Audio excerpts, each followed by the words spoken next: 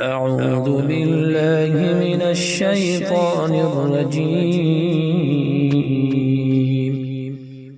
بسم الله الرحمن الرحيم. هل أتى على الإنسان حين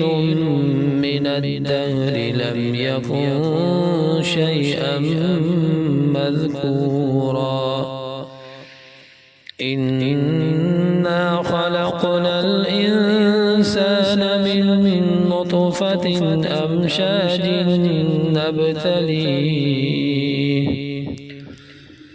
أمشاج نبتليه فجعلناه سميعا بصيرا إنا هديناه السبيل إما شاكرا وإما كفورا إنا أعتدنا للكافرين سلاسل وأغلالا وسعيرا إن الأبرار يشربون من كأس كان مزاجها كافورا عينا يشرب بها عباد الله يفجرونها تفجيرا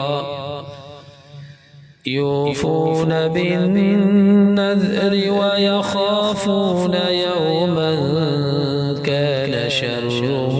مستطيرا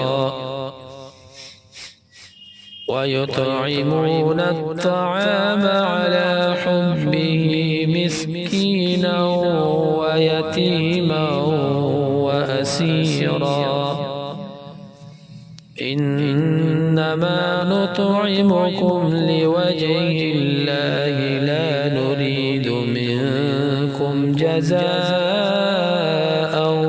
ولا شكورا إنا نخاف من ربنا يوما عبوسا قمطريرا فوقاهم الله شر ذلك اليوم ولقاهم نضرة وسرورا وجزاهم بما صبروا جنة وحريرا متكئين فيها على الأرائك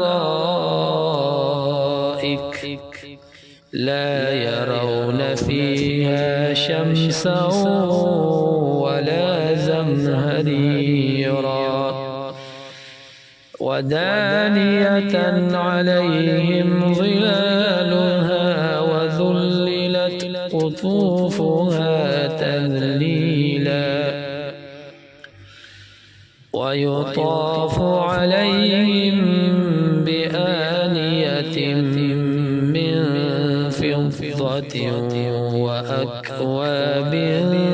كانت قوارير من فضة قدروها تقديرا ويسقون فيها كأسا كان مزاجها زنجبيلا عينا فيها تسمى سلسبيلا ويطوف عليهم ولدان مخلدون إذا رأيتهم حسبتهم لؤلؤا منثورا وإذا رأيت ثم رأيت نعيما وملكا كبيرا عاليهم ثياب سندس خضر وإستبرق وحلوا أساور من فضة